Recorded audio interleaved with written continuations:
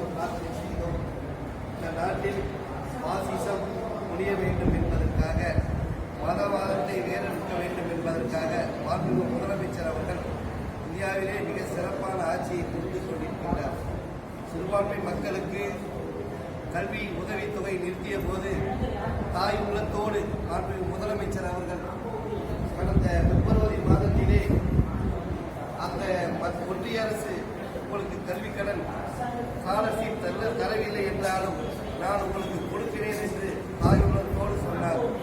நாங்கள் சிறுபான்மை ஆணையத்தின் உறுப்பினராக நாங்கள் பதவியேற்று இந்த 3 மாத காலகட்டத்திலே அனைத்து மாவட்டங்களுக்கு சென்று மாண்புமிகு முதலமைச்சர் அவர்கள் கொண்டு வந்த நல்ல திட்டங்கள் சிறுபான்மை மக்கள் பயன்பெறும் வகையில் கல்வி வேலைவாய்ப்பிலே அவர்கள் முன்னேறுவதற்கு, அவர் பொருளாதாரத்திலே அவர்